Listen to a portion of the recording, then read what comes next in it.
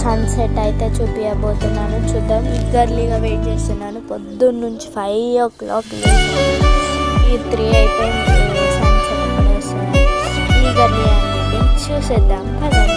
ఇప్పుడు చూడండి మీరు.